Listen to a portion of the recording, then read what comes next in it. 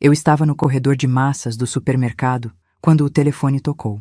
Era Maurício. Atendi como sempre, dizendo que estava quase terminando as compras e que voltaria em uns 40 minutos. Mas ele não respondeu. Só ouvi um barulho abafado, como se o telefone estivesse no bolso dele. Ia desligar quando escutei a voz dele ao fundo, conversando com alguém. Não desliguei. Não sei explicar porquê. Algo me segurou ali, parada entre as prateleiras de macarrão, com o carrinho de compras esquecido ao meu lado. A voz de Maurício ficou mais clara. Ele estava falando de mim. A Bernadette está ficando cada vez mais chata, você não tem noção. Outro dia ela reclamou que eu deixei a toalha molhada na cama. A toalha? Como se isso fosse o fim do mundo. Uma mulher riu do outro lado. Meu coração começou a bater mais forte. Rapidamente, abri o aplicativo de gravação no celular. Minhas mãos tremiam tanto que quase derrubei o telefone. E aquela paranoia dela com a casa? A mulher disse. Eu conhecia aquela voz. Conhecia, mas ainda não conseguia identificar. Fica conferindo se você trancou a porta, se desligou o fogão. Insuportável. Nem me fala, Maurício respondeu, e o tom dele era de puro desdém. Nunca tinha ouvido meu marido falar assim. Não daquele jeito. Ela tá velha, cansada, e acha que eu tenho obrigação de aguentar. Semana passada quis que eu fosse com ela naquele chá beneficente da igreja. 3 horas ouvindo um bando de velha falando de receita de bolo. Prefiro arrancar meu braço fora. Eu me encostei na prateleira. Minhas pernas estavam fracas. Uma senhora passou por mim e perguntou se eu estava bem. Fiz que sim com a cabeça, mas não estava. Nada estava bem. Mas pelo menos agora está tudo encaminhado, né? A mulher perguntou. Está sim. Aquela idiota assinou tudo que eu pedi. Nem leu. Confia em mim que nem uma cachorrinha obediente. O advogado já preparou a transferência da casa. Só falta eu levar mais uns 2 papéis para ela assinar. Aí, pronto. Senti um gosto amargo na boca. A casa que meu pai construiu tijolo por tijolo. A casa que minha mãe deixou para mim quando morreu, há 15 anos. A casa onde criei minha vida inteira. E ela não desconfia de nada? A mulher insistiu. Nada. Zero. A Bernadette é muito burra para isso. Sempre foi. Sabe aquele tipo de pessoa que vive no mundinho dela, achando que todo mundo é bonzinho? Então, é ela. Esses dias eu falei que os papéis eram para atualizar o cadastro do banco. Ela assinou sem nem colocar os óculos. Patética. Eu queria vomitar, queria gritar, mas fiquei ali, paralisada, gravando cada palavra daquela conversa que já durava mais de 10 minutos. Quando você acha que consegue transferir tudo? A mulher perguntou, e havia ansiedade na voz dela. Até o fim do mês que vem. No máximo. Aí eu entro com pedido de divórcio, ela fica sem nada porque tá tudo no meu nome agora. E a gente pode finalmente ficar juntos sem ter que esconder. Ai, amor, mal posso esperar. Você nem imagina como é difícil ter que fingir toda vez que vou na casa de vocês. Ter que abraçar ela, fingir que me importo. Dá até nojo. Foi nessa hora que reconheci a voz. Meu estômago se revirou e eu coloquei a mão na boca para não fazer barulho. Era Eliana, minha irmã. Relaxa, Maurício disse, e eu consegui ouvir o sorriso na voz dele. Daqui a pouco você não precisa mais fingir. A casa vai ser nossa, a velha vai ter que se virar sozinha e a gente começa a nossa vida de verdade, longe daquela chata. Eu te amo, Eliana disse com aquela voz melosa que ela sempre usava. Também te amo. Mas agora preciso ir. Já estou atrasado para essa reunião inventada. A Bernadette deve estar chegando do mercado. Tá bom, mas me liga depois, tá? E não esquece que domingo ela fez questão de me convidar para o almoço. Vou ter que aguentar aquele show dela de irmã perfeita. Os dois riram. Riram de mim. Juntos. A ligação caiu. Fiquei ali parada, segurando o telefone, a gravação ainda rodando até eu lembrar de pausar. 19 minutos. 19 minutos de pura traição, humilhação e maldade. Mas, antes de continuarmos com essa história, eu peço gentilmente que você se inscreva no canal, curta o vídeo e me diga de qual cidade você está me ouvindo. Me encantaria saber aonde está chegando as nossas histórias. Olhei para o carrinho de compras. Tinha colocado ali o macarrão favorito do Maurício, o vinho que a Eliana gostava, os ingredientes para fazer a torta de limão que sempre faço nos almoços de domingo. Senti uma onda de náusea subir pela garganta. Abandonei o carrinho ali mesmo, no meio do corredor. Andei até o banheiro do supermercado, tranquei-me numa cabine e vomitei. Vomitei a comida, a confiança, os 23 anos de casamento. Vomitei cada domingo em que Eliana sentou na minha mesa, comeu da minha comida, dormiu no meu sofá de hóspedes quando ficou viúva e não tinha para onde ir. Eliana, minha irmã caçula, a menina que eu defendi na escola quando as outras crianças tiravam sarro do vestido remendado dela. A jovem que eu ajudei a pagar a faculdade quando nossos pais não tinham dinheiro. A mulher que segurou minha mão quando enterramos nossa mãe e jurou que sempre estaríamos juntas. Aquela Eliana estava transando com meu marido, planejando me roubar, rindo de mim. Saí do banheiro e lavei o rosto. A mulher no espelho estava pálida, os olhos vermelhos, o batom borrado. Tinha 62 anos. Maurício tinha razão numa coisa. Eu estava envelhecendo, mas ele também estava. E Eliana tinha 59. Não éramos mais jovens, nenhum de nós. Mas eles achavam que eu era velha demais para viver e jovem o suficiente para ser roubada. Peguei a bolsa e fui embora do supermercado. Entrei no carro e fiquei sentada ali por uns 20 minutos, só respirando, tentando entender o que tinha acabado de descobrir. Não era possível. Tinha que ser engano. Maurício podia ser muitas coisas, mas ele não faria isso comigo. Eliana, jamais. Jamais. Éramos irmãs. Tínhamos o mesmo sangue. Dividimos o mesmo útero, a mesma infância, as mesmas dores. Mas eu tinha a gravação. Eu tinha ouvido cada palavra. Liguei o carro e dirigi para casa no piloto automático. Quando cheguei, Maurício estava na sala assistindo televisão. Como sempre. Me cumprimentou sem tirar os olhos da tela. E aí, comprou tudo? Ele perguntou. Esqueci algumas coisas, respondi. E minha voz saiu mais firme do que eu esperava. Volto lá amanhã. Ah, tudo bem. Que preguiça, né? Mas fazer o quê? Ele bocejou e mudou de canal. Olhei para aquele homem. 23 anos de casamento. 23 anos dividindo cama, mesa, sonhos, contas, problemas. Eu tinha cuidado dele quando operou da vesícula.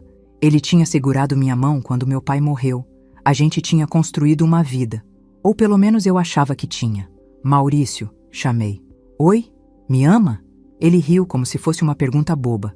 Claro, Berna. Que pergunta é essa? Tá tudo bem com você? Tá. Menti. Só um dia cansativo. Ele já tinha voltado a atenção para a televisão. Nem percebeu quando subi para o quarto, tranquei a porta e me sentei na cama, com o celular na mão. Coloquei os fones de ouvido e ouvi a gravação de novo. E de novo, e mais uma vez. Cada palavra era uma facada, mas eu precisava ter certeza. Precisava gravar aquilo na minha memória, porque sabia que nos próximos dias eu ia precisar de toda a força que eu não sabia que tinha. Eliana, meu próprio sangue, a pessoa que eu chamava de melhor amiga, a mulher que eu abracei no velório do marido dela e prometi que nunca estaria sozinha enquanto eu estivesse viva. Ela estava planejando me destruir. Os dois estavam, e eles achavam que eu era burra demais para perceber. Não dormi naquela noite. Fiquei deitada ao lado de Maurício, ouvindo a respiração pesada dele e me perguntando como foi que cheguei ali. Como foi que me tornei aquela mulher patética que ele descreveu no telefone, aquela idiota que assina tudo sem ler, aquela velha chata que ele mal suportava. Quando o despertador tocou às 6 da manhã, me levantei e fui preparar o café como sempre faço há 23 anos. Coloquei as torradas, o queijo que ele gosta, o suco de laranja. Maurício desceu. Me deu um beijo rápido na bochecha e sentou para comer. Dormiu bem? Ele perguntou, passando manteiga na torrada. Bem, menti. Que bom. Eu tive uns pesadelos horríveis. Acho que foi aquela comida japonesa de ontem. Não caiu bem. Fiquei observando ele comer. A mão dele segurando o garfo, a forma como mastigava, o jeito que limpava a boca com o guardanapo. Movimentos que eu conhecia de cor. E pensei, essa mão me traiu. Essa boca mentiu para mim durante quanto tempo? Hoje você tem algum compromisso? Ele perguntou, sem me olhar. Vou na casa da Eliana à tarde. Ela pediu ajuda para escolher umas cortinas novas. Vi o corpo dele ficar levemente tenso por um segundo. Só um segundo. Mas eu vi. Ah, a Eliana. Tadinha, sempre precisando de ajuda, né? Menos mal que tem você. Tadinha. Tadinha da Eliana. A coitadinha que estava transando com meu marido e planejando me deixar sem casa. É, respondi. Sempre precisou mesmo. Maurício terminou o café, me deu outro beijo automático e saiu para trabalhar.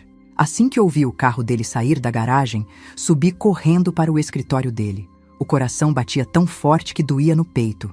Comecei a procurar nas gavetas, nos arquivos, em qualquer lugar. Precisava encontrar os tais papéis que ele mencionou na ligação. As provas de que aquilo não era paranoia minha, não era pesadelo, era real. Encontrei na terceira gaveta da escrivaninha. Uma pasta com documentos, procurações em meu nome, minutas de transferência de propriedade. Alguns já tinham minha assinatura. Outros estavam em branco, esperando. Li cada papel com as mãos tremendo. Aquilo não era atualização de cadastro bancário. Era transferência de bens. Era ele tentando passar a casa para o nome dele. A casa que meu pai levou 12 anos para construir, trabalhando como pedreiro durante o dia e fazendo bicos à noite. A casa onde nasci, onde aprendi a andar, onde casei. A casa que minha mãe me deixou, fazendo questão de colocar no testamento que era só minha, porque ela sabia como o mundo é cruel com mulher. Maurício estava tentando roubar tudo isso de mim. Continuei procurando e encontrei algo pior. Mensagens impressas, conversas entre ele e Eliana. Li cada uma, mesmo sentindo que cada palavra era um pedaço de mim sendo arrancado. Hoje ela me ligou chorando porque a sobrinha casou e não convidou ela para ser madrinha. Fiquei 40 minutos ouvindo ela se lamentar. Quase morri de tédio. Mal vejo a hora de nos livrarmos dela e vivermos nossa vida. A mensagem era da Eliana, de 3 meses atrás. Eu lembrava daquele dia. Lembrava de ter ligado para minha irmã porque estava magoada, porque precisava de consolo, e ela tinha fingido me apoiar, tinha dito todas as palavras certas, enquanto achava aquilo tudo um tédio. Havia dezenas de mensagens. A mais antiga era de 2 anos atrás. 2 anos. Eles estavam fazendo isso comigo há 2 anos, e eu não tinha percebido nada. Sentei na cadeira do escritório e forcei minha mente a voltar no tempo. 2 anos atrás. O que tinha acontecido 2 anos atrás? E então me lembrei. Foi quando Eliana ficou viúva. O marido dela, Osvaldo, morreu de infarto fulminante. Ela ficou arrasada. Passou 1 mês praticamente morando na minha casa. Maurício foi muito atencioso com ela, eu lembrava. Fazia questão de conversar, de distraí-la, de fazer ela rir. Eu tinha achado lindo. Tinha agradecido a Deus por ter um marido tão compreensivo, tão humano. Mas não era compreensão, era sedução. Maurício tinha aproveitado que minha irmã estava frágil, vulnerável, precisando de atenção, e tinha se aproximado dela. Ou tinha sido ela que se aproximou dele. Não importava mais. Os dois eram culpados. Os dois tinham escolhido me trair. Voltei a ler as mensagens. Tinha uma da semana passada que me fez sentir uma vontade enorme de gritar. Domingo ela vai fazer aquela torta de limão que é tradição da família. Vou ter que fingir que gosto. Na verdade, aquela torta é horrível, muito doce. Mas fazer o quê, né? Falta pouco. Era a Eliana falando, da torta que nossa mãe ensinou a fazer. Da torta que fazíamos juntas nas tardes de domingo, quando éramos crianças. Da torta que eu continuava fazendo porque era uma das poucas coisas que ainda me conectavam com a minha mãe, que morreu faz 15 anos. Ela sempre comia 2 pedaços. Sempre elogiava. Sempre pedia a receita de brincadeira, dizendo que nunca ficava igual. E era mentira. Era tudo mentira. Comecei a lembrar de outros detalhes, pequenas coisas que na hora não significavam nada, mas agora faziam todo o sentido. Tipo aquele dia, uns 6 meses atrás, que cheguei em casa mais cedo do trabalho voluntário porque a coordenadora tinha cancelado a reunião. Encontrei Eliana na minha sala, tomando café. Ela disse que tinha passado para pegar um livro emprestado e Maurício tinha oferecido café. Achei normal. Irmã tem chave de casa, né? Pode vir quando quiser. Só que agora eu lembrava do jeito que os dois se olharam quando entrei. Um olhar rápido, assustado. E lembrava que Eliana estava com o cabelo diferente, mais arrumado que o normal. E que Maurício estava de camisa social em plena tarde de sábado, quando normalmente ficava de bermuda e camiseta em casa. Ou aquele outro dia que pedi para Maurício buscar umas caixas de doação na casa da Eliana. Ele demorou 3 horas. 3 horas para um trajeto de 15 minutos. Quando voltou, disse que tinha aproveitado para ajudar ela a consertar umas coisas na casa. Eu agradeci. Falei que ele era um bom cunhado. E aquele almoço de família em que a Eliana fez questão de sentar do lado do Maurício, e os dois passaram o tempo todo conversando sobre séries de televisão, rindo de piadas internas que eu não entendia. Depois ela me disse: "Que bom que o Maurício e eu nos damos bem, né, mana? Família unida é tudo. Família unida." Senti ódio. Um ódio que eu nunca tinha sentido na vida. Não era só raiva. Era uma coisa negra, pesada, que tomava conta do meu peito e não me deixava respirar direito. Guardei tudo de volta nas gavetas exatamente como estava. Não podia deixar ele saber que eu tinha descoberto. Ainda não. Precisava pensar. Precisava entender o que fazer. Desci e fiquei na cozinha, tentando me acalmar. Fiz um chá. Olhei pela janela para o quintal onde meu pai plantou aquela jabuticabeira que até hoje dá frutos. Tentei respirar. O telefone tocou. Era a Eliana. "Oi, mana!" A voz dela era alegre, doce. "Tudo bem? Então, sobre hoje à tarde, será que você pode vir um pouquinho mais cedo? Tipo umas 3 horas? É que eu tenho um compromisso às 5. "Claro", respondi forçando minha voz a sair normal. "Sem problema." "Ah, você é demais! Melhor irmã do mundo, tô te esperando." Beijo. Melhor irmã do mundo. Desliguei o telefone e percebi que estava chorando. Não aquele choro alto, dramático. Era só lágrimas escorrendo, silenciosas, enquanto eu ficava ali parada na minha cozinha. Quanto tempo fazia que eles riam de mim? Quantas vezes Eliana dormiu no meu sofá, depois de passar a tarde na cama com meu marido? Quantos domingos ela sentou na minha mesa, comeu da minha comida, e depois foi embora e mandou mensagem para ele falando mal de mim? O telefone tocou de novo. Agora era Maurício. "Oi, amor, esqueci uns documentos em casa. Você pode separar para mim? Estão na segunda gaveta do escritório, numa pasta vermelha. Eu pego na hora do almoço." "Tá", respondi. "Obrigado. Você é uma fofa. Te amo. Te amo."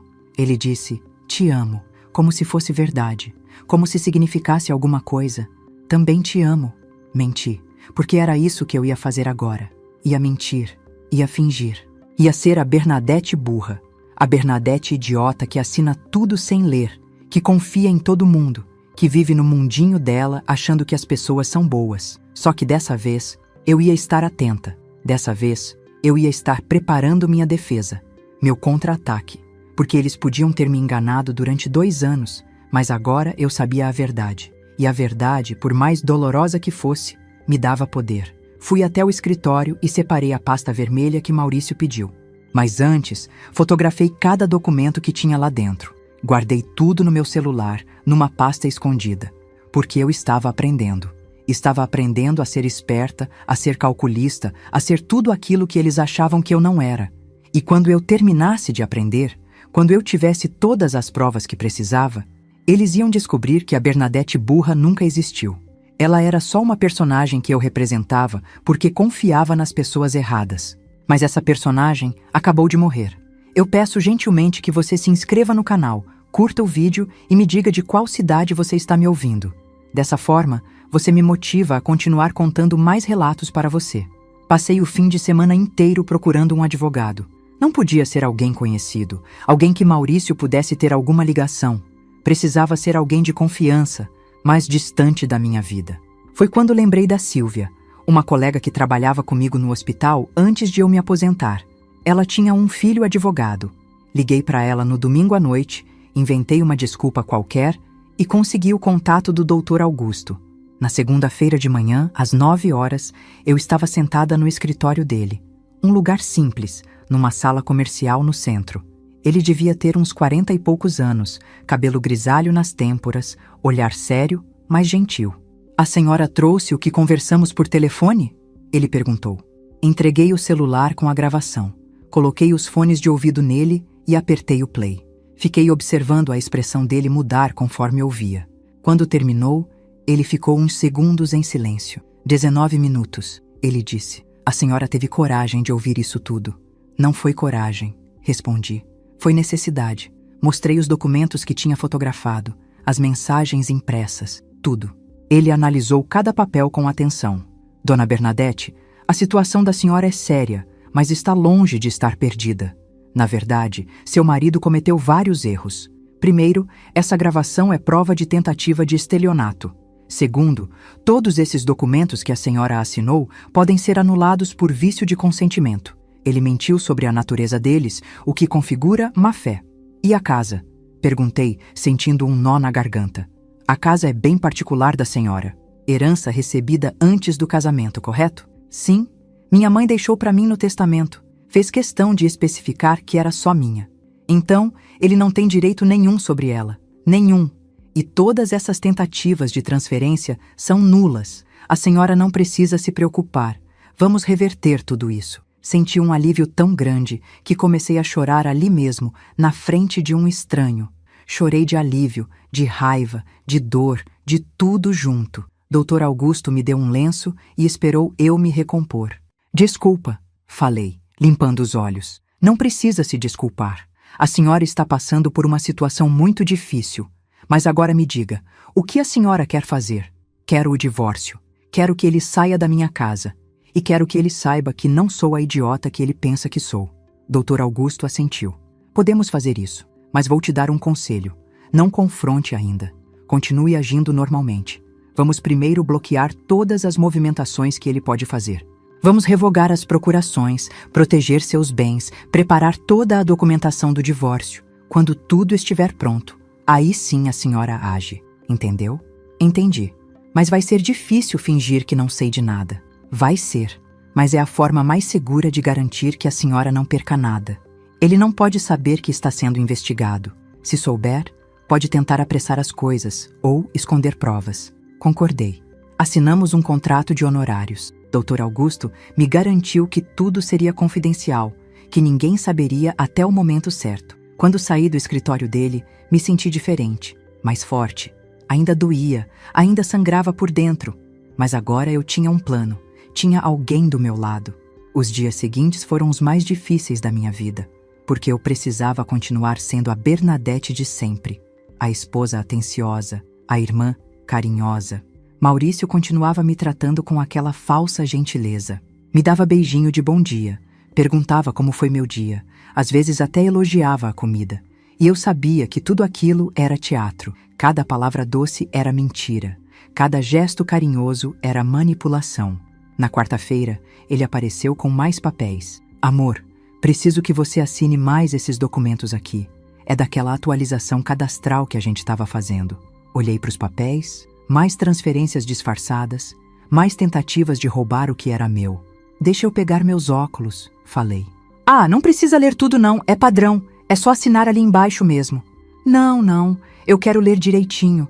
Sabe como é? A gente fica mais velha e fica mais cuidadosa com essas coisas. Vi um lampejo de irritação no rosto dele, mas ele disfarçou rápido. Tá bom, lê com calma então. Peguei os papéis e levei para o quarto. Fotografei tudo e mandei para o Dr. Augusto. Ele respondeu rápido. Não assine, invente uma desculpa qualquer. Voltei para a sala. Sabe de uma coisa, Maurício? Eu tô com uma dor de cabeça horrível.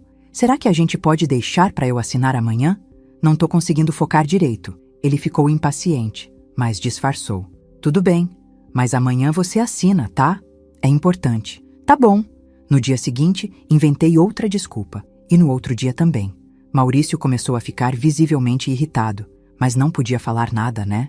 Tinha que continuar sendo o marido compreensivo. Enquanto isso, Dr. Augusto trabalhava nos bastidores. Revogou todas as procurações que eu tinha dado. Bloqueou qualquer tentativa de movimentação na casa. Começou a preparar o processo de divórcio. O pior era manter a normalidade com a Eliana. Ela continuava vindo toda semana. Sentava na minha sala, tomava meu café, falava da vida dela, e eu tinha que fingir que me importava. No domingo, fiz o almoço como sempre. Coloquei a mesa bonita, preparei a comida com carinho. Maurício e Eliana chegaram quase juntos. Será que tinham combinado isso? Provavelmente. Que cheiro bom, mana. Eliana falou, me abraçando. Tive que fazer força para não me afastar. Fiz aquele frango com quiabo que você gosta. Ah, você é a melhor. Sentamos para comer. Eles conversavam, riam, trocavam olhares. Achavam que eu não percebia. Mas eu percebia tudo. Cada olhar, cada sorriso, cada toque disfarçado quando achavam que eu estava distraída. E aí, Berna, como tá a vida? Eliana perguntou. Tá boa? Tranquila? Deve ser bom, né? Não ter que trabalhar, poder ficar em casa cuidando das suas coisas. Eu que ainda tenho que trabalhar para pagar as contas, fico cansada demais. Trabalhar. Ela trabalhava meio período numa loja de roupas. Eu tinha ajudado a pagar metade da casa dela quando ela ficou viúva. Tinha emprestado dinheiro quando ela precisou. Nunca cobrei. E agora ela ficava ali, fingindo que tinha uma vida difícil, quando na verdade estava planejando morar na minha casa assim que me tirassem dela. Pois é, respondi. Cada um com sua realidade, né? É verdade. Mas pelo menos você tem o Maurício para te ajudar. Ele é tão atencioso com você. Você tem sorte. Maurício sorriu orgulhoso. Encostou a mão na minha por cima da mesa. A gente se ajuda, né, amor? Tive vontade de vomitar, mas sorri de volta. É, a gente se ajuda. Depois do almoço, Eliana ficou me ajudando a lavar a louça enquanto Maurício assistia futebol na sala. Sabe, mana, ela disse, passando o pano num prato. Eu fico pensando que você devia aproveitar mais a vida. Viajar, sair, fazer coisas. Você fica muito presa aqui em casa. É, pode ser. Você já pensou em vender essa casa e comprar um apartamento menor? Mais prático, sabe? Para uma pessoa da nossa idade, casa dá muito trabalho, apartamento é mais fácil de cuidar. Então era esse o plano. Convencer eu a vender a casa. Aí ficava mais fácil para eles pegarem o dinheiro. Não sei, respondi. Essa casa tem muita história. Meu pai que construiu. Ah, eu sei, mana. Mas história a gente leva na memória, não precisa levar a casa junto. E olha, se você vender, pode comprar algo mais confortável. Até sobra dinheiro para você viajar, aproveitar. Vou pensar no assunto. Ela sorriu, achando que tinha plantado a semente. Não sabia que eu já sabia de tudo. Que cada palavra dela era mais uma prova contra ela mesma. Quando ela foi embora, me abraçou apertado. Eu te amo, mana. Você é a melhor pessoa do mundo. Também te amo. Menti. Naquela noite, deitada na cama ao lado de Maurício, fiquei pensando em como as pessoas conseguem ser tão falsas, como conseguem olhar nos olhos de alguém e mentir sem nenhum remorso. Na quinta-feira, Maurício chegou em casa empolgado. Amor, surgiu uma viagem de trabalho. Vou ter que ir para Curitiba uns 5 dias. É chato, mas é importante para o contrato que a gente está fechando. 5 dias. E eu apostava que não era trabalho nenhum. Ah, que pena, fingi. Mas fazer o quê, né? Trabalho é trabalho. Pois é, mas não se preocupa. Vou te ligar todo dia. Tá bom. Ele viajou no sábado de manhã. Me deu um beijo demorado, disse que ia sentir saudade. E foi embora com aquela mala que eu mesma tinha ajudado a arrumar, fingindo ser a esposa dedicada. No mesmo dia à tarde, vi no celular. Eliana tinha postado foto no Facebook. Uma selfie em frente a um lugar com cara de pousada. A legenda dizia: Retiro espiritual. Uma semana de paz e reconexão comigo mesma. Retiro espiritual. Claro, os dois tinham ido para o mesmo lugar e achavam que eu era idiota demais para fazer a conexão. Liguei para o Dr. Augusto. Eles viajaram juntos. Ele disse que é trabalho, ela disse que é retiro espiritual. Perfeito, ele respondeu. Isso é mais uma prova. Se conseguir, tire print de tudo. Posts, horários, qualquer coisa que mostre que eles estavam no mesmo lugar. Fiz isso. Cada postagem, cada foto, cada detalhe. Guardei tudo como evidência. Maurício me ligava todo dia à noite, como prometeu. Falava sobre reuniões imaginárias, clientes inventados, hotéis que provavelmente nem existiam. Tá tudo bem aí? Ele perguntava. Tudo. A casa tá quieta demais sem você. Também tô sentindo falta, mas logo volto. E desligava para voltar para os braços da minha irmã. Foram 5 dias de dor silenciosa. 5 dias imaginando os dois juntos, rindo de mim, planejando meu futuro sem me consultar. 5 dias tendo que fingir que eu não sabia de nada. Mas também foram 5 dias de preparação. Dr. Augusto finalizou toda a documentação. Quando Maurício voltasse, tudo estaria pronto. Só faltava escolher o momento certo. No último dia da viagem dele, recebi uma mensagem da Eliana. Voltei do retiro renovada, mana. Mal posso esperar o almoço de domingo. Você é meu porto seguro. Te amo. Olhei para aquela mensagem por um longo tempo. Porto seguro. Ela me chamava de Porto Seguro enquanto destruía minha vida. Eu ia dar para ela um porto seguro sim. Só que não do jeito que ela esperava. Maurício voltou da viagem no domingo de manhã. Chegou com presente. Um chale de lã que provavelmente comprou no aeroporto, naquelas lojas de última hora. Pensei em você, ele disse colocando o chale nos meus ombros. Ficou lindo. Menti. Obrigada. Ele me abraçou e eu retribuí o abraço, sentindo nojo de mim mesma por ter que fingir. Mas era necessário. Só mais um pouco. Cansado da viagem? Perguntei. Exausto. Foram dias puxados, mas valeu a pena. Fechamos o contrato. Contrato. A mentira saía tão fácil da boca dele que até dava medo. Que bom, amor. Orgulho de você. Ele tomou banho e dormiu quase o dia inteiro. À tarde, quando acordou, me chamou para sentar com ele na sala. Berna, sobre aqueles documentos que você ia assinar, a gente pode resolver isso hoje? É que tá atrasando as coisas no banco. Ah, sim, claro. Deixei eu pegar meus óculos. Fui pro quarto e respirei fundo. Mandei mensagem pro Dr. Augusto. Ele tá insistindo nos papéis. A resposta veio rápida. Continue enrolando. Mais 3 dias e tudo estará finalizado. Voltei pra sala. Sabe de uma coisa, Maurício? Eu tava pensando, não seria melhor a gente ir junto no banco? Para eu tirar as dúvidas direto com o gerente? Fico mais tranquila assim. Vi a irritação passar pelo rosto dele. Não precisa, amor. Eu já expliquei tudo. Eu sei, mas prefiro assim. Você sabe como eu sou. Gosto de entender direitinho as coisas. Podemos marcar para a semana que vem? Ele suspirou, claramente incomodado. Tá bom, vou ligar pro gerente amanhã e marcar. Claro que ele nunca ia marcar. Não existia gerente nenhum esperando por esses papéis. Mas pelo menos eu tinha ganhado mais alguns dias.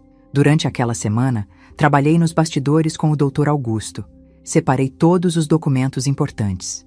Escritura da casa, certidão de casamento, extratos bancários, tudo. Transferi todo o dinheiro que tinha em conta conjunta para uma conta só minha, que Maurício nem sabia que existia. Era a poupança que meus pais tinham deixado. Eu nunca mexi nela. Guardava como reserva de emergência. Agora, essa reserva ia ser minha salvação. Também descobri uma coisa interessante. A casa onde Eliana morava, aquela que eu tinha ajudado a pagar metade quando ela ficou viúva, a escritura ainda estava no nome das duas. Ela nunca tinha finalizado a transferência completa. Talvez por preguiça, talvez porque nem pensou que isso poderia ser importante. Mas era muito importante. Dr. Augusto, o que eu posso fazer com essa casa da minha irmã? Perguntei durante uma de nossas reuniões. A senhora pode vender a parte dela, ou forçar a venda total do imóvel e dividir o dinheiro. A escolha é sua. Pensei naquilo. Eliana morando numa casa que ainda era meio minha, planejando morar na minha casa inteira. A ironia era quase engraçada. Quase. Vou pensar no que fazer. Enquanto isso, a vida continuava. Maurício ia trabalhar, voltava, jantava, assistia televisão.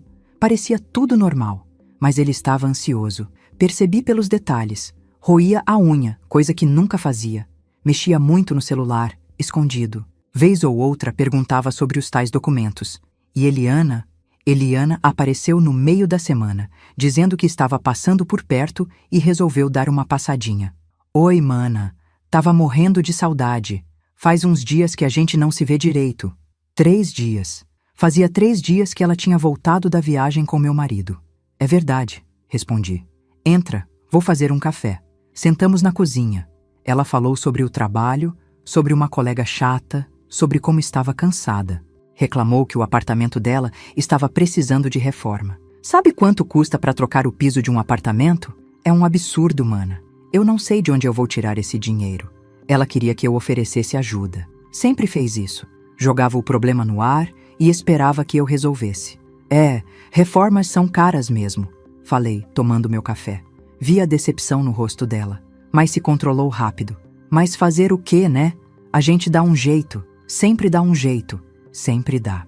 Ela ficou mais 1 hora falando de amenidades. Antes de ir embora, me abraçou. Você parece diferente, mana. Tá tudo bem? Tudo. Por quê? Não sei. Você tá quieta, mais quieta que o normal. É cansaço. Idade chegando, né? Ela riu. Pra mim também. A gente tá ficando velha, mana. Velha. Essa palavra de novo. Maurício me chamava de velha na gravação. Agora, Eliana usava a mesma palavra. Como se idade fosse defeito. Como se eu tivesse prazo de validade. A gente fica mesmo, respondi. Mas pelo menos a gente fica com dignidade. Ela não entendeu o recado. Ou fingiu que não entendeu. Na sexta-feira, Dr. Augusto me ligou. Dona Bernadette, tá tudo pronto. Todos os seus bens estão protegidos. As procurações foram revogadas. O processo de divórcio está preparado. Agora é só uma questão de quando a senhora quer dar início. E se eu quiser fazer isso logo? Podemos protocolar na segunda-feira. Mas eu recomendo que a senhora escolha um momento em que possa fazer isso com segurança. De preferência, com testemunhas. Testemunhas. Eu sabia exatamente quando fazer isso. Vou pensar. Te ligo no fim de semana.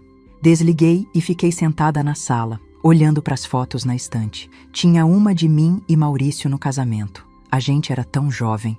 Eu tinha 39 anos, ele 35. Olhava para ele naquela foto como se fosse a melhor coisa que tinha me acontecido.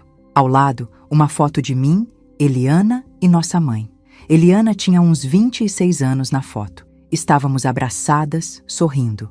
Minha mãe no meio, feliz de ter as duas filhas juntas. Se ela estivesse viva e soubesse o que Eliana tinha feito, peguei as duas fotos e guardei numa caixa. Não queria mais olhar para elas. No sábado de manhã, enquanto Maurício dormia, liguei para o Dr. Augusto. Quero fazer amanhã, no almoço de domingo. Vou convidar minha irmã, como sempre faço. E na frente dos dois, vou colocar tudo na mesa. Tem certeza? Absoluta. Então tá bom. Vou finalizar os últimos detalhes. Segunda-feira de manhã, à primeira hora, protocolamos tudo. E Dona Bernadette, a senhora é uma mulher muito forte. Espero que saiba disso. Tô aprendendo, respondi. Passei o sábado preparando tudo. Fui no mercado e comprei os ingredientes pro almoço. Faria a comida que os dois gostavam. A última vez que comeriam na minha mesa. À noite, Maurício me abraçou na cama. Você tá distante, ele disse. Tô não. Tá sim. Faz dias que você tá estranha. Aconteceu alguma coisa? Olhei para ele na penumbra do quarto. O rosto dele que eu tinha beijado tantas vezes. As mãos dele que tinham segurado as minhas em momentos difíceis. A voz dele que tinha me dito, te amo centenas, milhares de vezes. Não aconteceu nada, menti. Tô só cansada. Ele me puxou para perto e me beijou. Foi um beijo técnico, sem sentimento. Como todos os beijos dele deviam ser há muito tempo, só que eu estava ocupada demais sendo a esposa boba para perceber. Eu te amo, Berna. Eu também. Mais uma mentira, porque eu não amava mais ele. Não sei se ainda tinha amor ou se só tinha raiva, dor, decepção. Mas não importava. Amanhã tudo mudaria. No domingo de manhã, acordei cedo e comecei a cozinhar. Fiz arroz, feijão, farofa, aquele frango com quiabo que Eliana gostava, vinagrete, a salada que Maurício sempre pedia. De sobremesa, a tal torta de limão que Eliana fingia adorar. Coloquei a mesa bonita. Toalha branca, os pratos bons, as taças de cristal que ganhei da minha mãe. Queria que tudo estivesse perfeito, não para eles, mas para mim, para eu lembrar daquele momento pelo resto da vida. Às 11h30, Eliana chegou. Que cheiro maravilhoso, ela disse entrando. Você caprichou hoje, hein? Caprichei, respondi. Maurício desceu, tomou café, ficou vendo televisão. Ao meio-dia chamei os dois para a mesa. Sentamos, servi a comida. Eles elogiaram tudo, como sempre. Conversaram sobre amenidades. Maurício contou uma piada e Eliana riu alto demais. Trocaram um olhar rápido. Achavam que eu não via, mas eu via tudo. Terminamos de comer. Eliana se ofereceu para ajudar a tirar os pratos, mas pedi que não, que ficassem sentados. Eu voltava já. Fui até a sala e peguei o celular. Voltei para a cozinha com ele na mão e coloquei em cima da mesa, bem no meio, entre os três. O que é isso? Maurício perguntou. É uma coisa que eu preciso mostrar para vocês, respondi, e apertei o play. A voz de Maurício saiu do celular, clara, nítida, cruel. A Bernadette está ficando cada vez mais chata, você não tem noção. Outro dia ela reclamou que eu deixei a toalha molhada na cama. A toalha! Como se isso fosse o fim do mundo. Vi o rosto dele perder toda a cor. Eliana ficou imóvel, a mão parada no ar segurando o guardanapo. A gravação continuou. 19 minutos completos. Cada palavra, cada risada, cada plano deles para me roubar, para me tirar da minha própria casa, para me deixar sem nada. Maurício tentou pegar o celular. Segurei firme. Não, falei. Você vai ouvir até o final. Os dois vão. Quando chegou na parte em que eles falavam sobre a casa, sobre os documentos que eu tinha assinado sem saber, Maurício se levantou. Berna, eu posso explicar. Senta. Ele sentou. Nunca tinha usado esse tom com ele. Nunca. E acho que o choque foi tão grande que ele obedeceu. A gravação chegou no momento em que Eliana falava sobre ter que fingir que gostava de mim, que era difícil me abraçar. Vi minha irmã começar a chorar, lágrimas escorrendo pelo rosto, borrando a maquiagem. Quando terminou, ficamos os três em silêncio, só o som do relógio da cozinha, marcando os segundos. Quanto tempo? Perguntei, olhando para os dois. Quanto tempo vocês estão fazendo isso comigo? Ninguém respondeu. 2 anos, respondi por eles. 2 anos. Desde que você ficou viúva, Eliana. Desde que você veio morar aqui por 1 mês, chorando no meu ombro, dizendo que não tinha ninguém no mundo. E eu te acolhi. Te dei comida, roupa lavada, ombro para chorar. E você, Maurício, ficava sendo o cunhado solidário, dando atenção para ela. Mas não era solidariedade, né? Era outra coisa. Berna, me deixa falar. Maurício começou. Não. Agora quem vai falar sou eu. Vocês tiveram 2 anos para falar. Agora é minha vez. Levantei e peguei a pasta que estava em cima da geladeira. Coloquei na mesa. Abri. Sabe o que tem aqui? Todos os documentos que você tentou me fazer assinar, Maurício. Todas as mensagens que vocês trocaram. As fotos da viagem que vocês fizeram juntos semana passada, fingindo que um ia trabalhar e a outra ia para retiro espiritual. Eliana soluçou mais alto. Mana, por favor, não me chama de Mana. Você perdeu esse direito. Peguei outro papel da pasta. E tem mais. Sabe aquela casa onde você mora, Eliana? Aquela que eu ajudei a pagar metade quando você ficou viúva? Pois é, a escritura ainda tá no nome das duas. Você nunca transferiu completamente. Então, tecnicamente, metade daquela casa ainda é minha. Vi o desespero no rosto dela. Você não vai... Vou colocar à venda a minha parte. Ou forçar a venda total e pegar minha metade do dinheiro. Você escolhe. Mas de um jeito ou de outro, você vai ter que sair de lá. Maurício se levantou de novo, dessa vez tentando parecer firme. Você não pode fazer isso. Nós somos casados, eu tenho direitos. Ri. Foi uma risada amarga, mas saiu. Direitos? Você acha que tem direitos? Depois de tentar me roubar? Depois de mentir para mim durante 2 anos? Peguei mais papéis da pasta. Essa casa é minha, herança dos meus pais.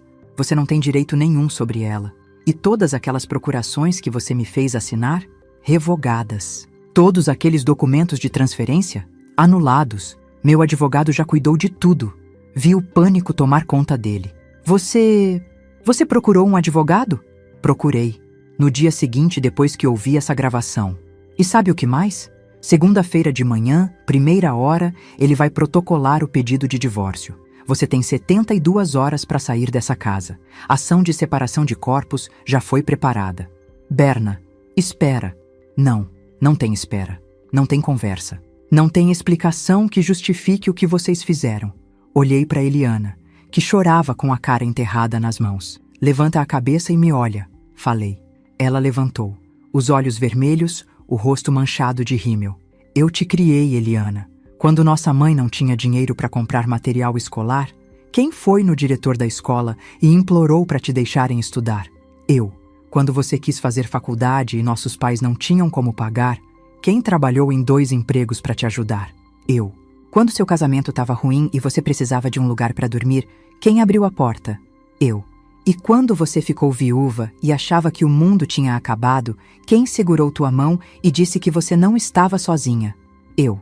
Sempre fui eu. Ela soluçou mais alto. Me desculpa, Mana. Eu não queria. Foi tudo uma confusão.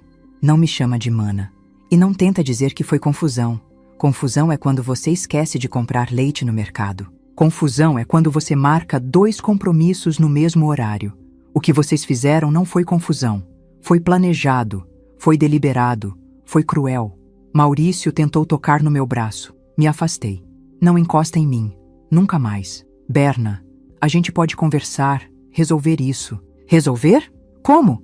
Você vai devolver os 2 anos que roubou de mim? Vai devolver a confiança?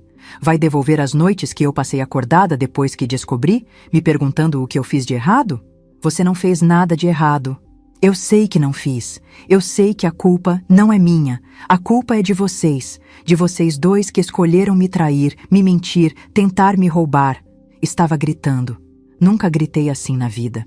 Mas toda aquela dor, aquela raiva, aquela humilhação que eu tinha guardado durante semanas, finalmente estava saindo. Sabe o que dói mais? Continuei. minha voz quebrando. Não é nem a traição de vocês. É saber que eu era uma piada, que vocês riam de mim, que vocês me chamavam de burra, de velha, de chata, de insuportável, que vocês planejavam meu futuro sem me perguntar, como se eu fosse um móvel velho que precisasse ser descartado. Não foi assim, Eliana tentou. Foi exatamente assim. Tá tudo gravado. 19 minutos de vocês destruindo cada pedaço de amor que eu tinha por vocês. Sentei de novo, de repente cansada, esgotada, como se todo aquele grito tivesse tirado a energia que me restava. Maurício, você tem até terça-feira para tirar suas coisas daqui. Depois disso, vou trocar as fechaduras. E se você tentar entrar, eu chamo a polícia. Entendeu? Ele acenou com a cabeça derrotado.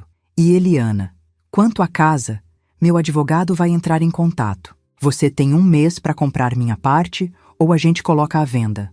Sua escolha. Eu não tenho dinheiro para comprar. Não é meu problema. Devia ter pensado nisso antes. Levantei e abri a porta da cozinha que dava para o quintal. Agora saiam da minha casa. Maurício levantou, cambaleante. Eliana ficou sentada. Por favor, a gente pode conversar? Não. Podem. Conversem entre vocês. Conversem sobre como conseguiram perder tudo. Mas não conversem comigo. Nunca mais. Eliana finalmente se levantou. Veio em minha direção, tentando me abraçar. Me perdoa, mana. Eu te amo. Segurei o braço dela antes que me tocasse. Não, você não me ama. Você nunca me amou. Amor não faz o que vocês fizeram. Amor não ri da dor dos outros. Amor não planeja destruição. Soltei o braço dela e apontei para a porta. Saiam. Os dois foram, caminhando devagar, como se esperassem que eu mudasse de ideia. Mas não mudei. Fiquei ali parada na cozinha, ouvindo o barulho dos passos deles, da porta da frente abrindo e fechando. E então, silêncio. Olhei para a mesa. Os pratos ainda estavam ali, com restos de comida. As taças de cristal da minha mãe. A toalha branca que eu tinha escolhido com tanto cuidado. Comecei a recolher tudo. Lavei cada prato, cada talher, cada copo. Guardei tudo no lugar. Dobrei a toalha. E quando terminei, fui pro quarto, deitei na cama e finalmente chorei. Chorei tudo que tinha segurado durante aquelas semanas. Chorei pelos 23 anos de casamento jogados fora. Chorei pela irmã que perdi. Chorei pela mulher ingênua que eu era e que morreu naquele dia no corredor do supermercado. Chorei até não ter mais lágrimas. E quando terminei, limpei o rosto, levantei e fui fazer o que tinha que fazer. Viver. Porque eles não iam me tirar isso também. Não iam me tirar a vontade de continuar. Eles podiam ter tirado minha confiança, meu casamento, minha família, mas não iam tirar meu futuro. Esse eu ia construir sozinha. E ia ser um futuro onde eu não seria a Bernadette burra, a Bernadette chata, a Bernadette velha. Ia ser simplesmente Bernadette, livre. 3 meses depois daquele domingo, acordei com o sol entrando pela janela do meu quarto. O meu quarto, não mais nosso, meu. Levantei, vesti o roupão e fui para a cozinha fazer café. A casa estava em silêncio. Aquele silêncio bom, de paz, não de solidão. Aprendi a diferença. Coloquei a água para ferver, peguei o pó de café que compro agora numa torrefação artesanal perto de casa. É mais caro, mas aprendi que posso me dar esse luxo. Posso me dar vários luxos que antes não me permitia porque estava ocupada cuidando de todo mundo, menos de mim. Sentei na varanda com a xícara de café nas mãos, observando o jardim. Tinha contratado um jardineiro há 1 mês. Maurício sempre disse que era desperdício de dinheiro, que ele mesmo cuidava. Mas ele não cuidava. As plantas viviam meio abandonadas e eu me sentia culpada por não ter tempo. Agora, o jardim estava lindo. As rosas que minha mãe plantou estavam florindo de novo. A jabuticabeira que meu pai tinha cuidado com tanto carinho estava carregada de frutos. Peguei o celular e vi as mensagens. Tinha uma do grupo de aquarela que comecei a frequentar. Terça-feira tinha aula e depois iam tomar vinho. Respondi que estaria lá.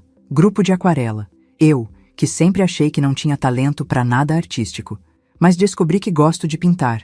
Não sou boa, mas não preciso ser. Faço porque me faz bem. Também tinha mensagem do Dr. Augusto. O divórcio tinha sido finalizado na semana passada. Maurício aceitou tudo sem brigar. Acho que ele sabia que se tentasse questionar alguma coisa, eu podia tornar tudo público. Podia mostrar as gravações, as mensagens, as provas todas. Então ele assinou os papéis, pegou suas coisas e saiu da minha vida. Fiquei sabendo por uma conhecida que ele está morando num apartamento alugado na Zona Sul, sozinho. Porque sim, Eliana também sumiu da vida dele. Acontece que quando Eliana descobriu que teria que vender a casa dela para pagar minha parte e que não ia conseguir morar na minha casa como planejava, ela simplesmente desapareceu. Parou de atender Maurício. Bloqueou ele de tudo. Engraçado como o interesse some quando o dinheiro acaba, né?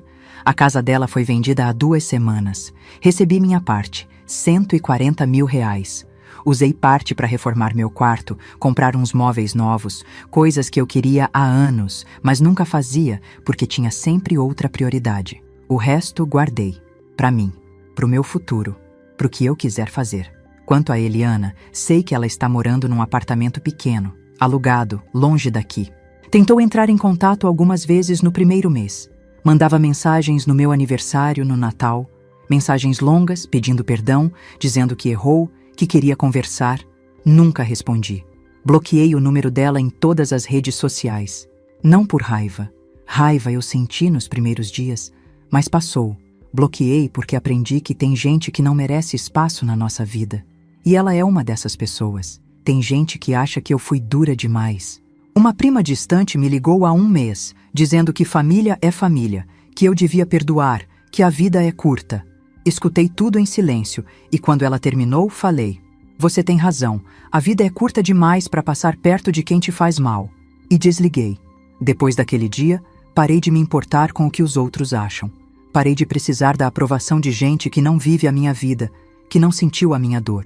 Terminei meu café e fui tomar banho. Tinha combinado de almoçar com o pessoal do grupo de viagem para melhor idade. A gente se conheceu num passeio para uma vinícola há 2 meses e desde então fizemos mais 3 viagens juntos. Semana que vem vamos para Bonito. Sempre quis conhecer. Maurício sempre arrumava desculpa para não ir.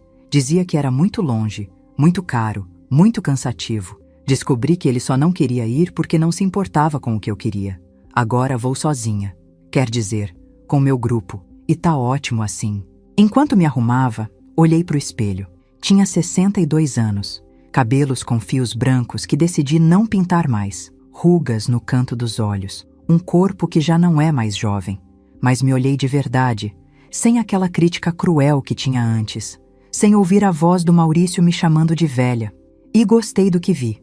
Vi uma mulher que sobreviveu, uma mulher que foi traída pelas 2 pessoas que mais confiava e não desabou. Uma mulher que levantou, procurou ajuda, se organizou e tomou as rédeas da própria vida. Vi uma mulher livre. Saí de casa e fui para o restaurante onde tinha combinado. O pessoal já estava lá. Maria, Antônia, Rosa, seu Joaquim. Gente boa, gente verdadeira. Bernadette, Maria me chamou acenando. Senta aqui.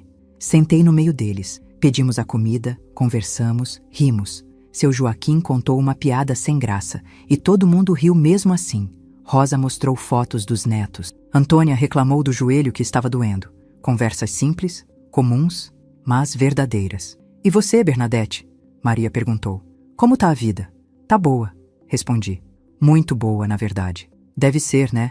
Agora que você se livrou daquele marido, elas sabiam. Não dos detalhes todos, mas sabiam o básico. Que ele tinha me traído, que a gente tinha se divorciado, que eu estava recomeçando. Foi a melhor coisa que eu fiz, falei. Demorei, mas fiz. Nunca é tarde, Rosa disse tocando na minha mão. Eu me separei com 57. Achei que minha vida tinha acabado. Mas olha, estou aqui, mais feliz do que nunca. Pois é, concordei. A gente aprende que felicidade não tem a ver com ter alguém do lado. Tem a ver com ter paz. Depois do almoço, fui ao supermercado.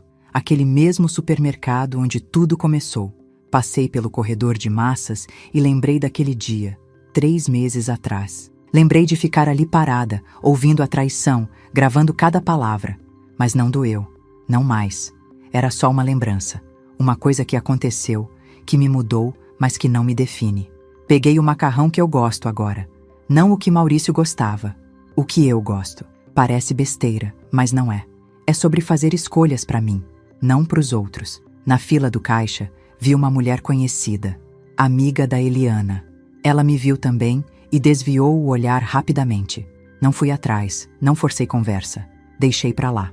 Quando cheguei em casa, um carro estava parado na frente. Reconheci. Era o carro do Maurício. Ele estava encostado no capô, esperando. Parecia mais velho, cansado. Oi, Berna, ele disse quando eu desci do carro. Maurício, eu sei que você não quer falar comigo, mas eu precisava te ver. Pra quê? Pra pedir perdão. De verdade. Não por mensagem, não por telefone. Olhando nos seus olhos, coloquei as compras no chão e olhei pra ele. Senti nada. Nem raiva, nem mágoa, nem amor. Nada. Tá, você pediu. Posso ir agora? Berna, eu estraguei tudo. Eu sei disso. Eu era um idiota, um cego. Você sempre foi boa demais pra mim e eu não soube valorizar. Você tem razão. Eu era boa demais. Mas o problema não foi eu ser boa. Foi você ser ruim. Ele baixou a cabeça. Eu sei. Eu só queria que você soubesse que eu me arrependo. Todos os dias eu me arrependo. Maurício, eu não sei se você se arrepende de verdade ou se você se arrepende porque perdeu. Mas, sinceramente, não importa. O que importa é que você não faz mais parte da minha vida. E vai ficar assim. A gente não pode tentar de novo? Recomeçar? Ri. Não foi uma risada maldosa. Foi genuína. Porque a ideia era tão absurda que só podia ser engraçada. Você tá falando sério? Depois de tudo, você acha que eu voltaria pra você? Eu mudei. Não, você não mudou. Você só ficou sozinho. Tem diferença. Você só tá aqui porque a Eliana te largou também. Porque você perdeu tudo o que queria. Porque agora você viu que a grama do vizinho não era mais verde. Mas isso não é mudança. É desespero. Peguei as compras do chão. Vai embora, Maurício. E não volta mais. Não me liga, não aparece aqui, não manda mensagem. Acabou. Entendeu? Acabou. Entrei em casa e tranquei a porta. Pela janela, vi ele ficar ali parado por uns minutos. Depois entrou no carro e foi embora. E eu fiquei ali, na minha sala, na minha casa, respirando, livre. Naquela noite, preparei um jantar só para mim. Acendi uma vela, coloquei uma música que eu gostava, servi vinho numa taça bonita. Jantei sozinha, mas não estava solitária. Depois, sentei na varanda com mais uma xícara de café e fiquei olhando as estrelas. Pensei em tudo que passei, em tudo que perdi, mas também em tudo que ganhei. Ganhei paz, ganhei liberdade, ganhei respeito próprio, ganhei a minha vida de volta. O telefone tocou. Era a mensagem do grupo de aquarela marcando mais uma saída. Respondi que estaria lá, porque é isso agora. Eu apareço, eu vivo, eu escolho, eu decido. Tenho 62 anos e pela primeira vez na vida, sei quem eu sou. Não sou a esposa de alguém, não sou a irmã de alguém, sou eu. Bernadette Linhares, 62 anos, professora aposentada, moradora dessa casa que meu pai construiu com as próprias mãos, dona da minha própria história. E minha história não acabou naquele domingo quando descobri a traição. Minha história começou de novo naquele dia. Começou quando decidi que não seria a vítima, mas a protagonista. Não foi vingança, porque vingança é sobre fazer mal a quem te machucou. E eu não quis fazer mal a eles. Eu só quis fazer bem a mim mesma. E fazer bem a mim mesma significou cortar o que era podre, proteger o que era meu e reconstruir sobre alicerces verdadeiros. Terminei o café e sorri para as estrelas. Amanhã tem aula de aquarela. Depois de amanhã, reunião do grupo de viagem. Semana que vem, bonito. Mês que vem, quem sabe? As possibilidades são infinitas quando você se dá permissão para viver. E eu estou vivendo. Finalmente. Muito obrigado de coração por você me ouvir até aqui. Quero te convidar a fazer parte da nossa família e acompanhar as próximas histórias. Inscreva-se no canal, curta o vídeo e me diga de qual cidade você está me ouvindo. Transparência sobre o conteúdo. Os vídeos apresentam narrativas 100% fictícias, criadas somente para fins de entretenimento, reflexão moral e educacional, com o objetivo de transmitir lições de vida, valores humanos e familiares. Trata-se de uma produção original da equipe humanizada. Todos os nomes, personagens, lugares, eventos e conflitos são fictícios, e qualquer semelhança com pessoas ou fatos reais é mera coincidência. O material visual consiste em dramatizações ilustrativas. Este conteúdo não constitui aconselhamento jurídico, financeiro, psicológico ou profissional. As ações mostradas fazem parte apenas da narrativa. Recursos de inteligência artificial são utilizados somente como apoio na criação de elementos visuais e sonoros. Todo o processo criativo é feito manualmente.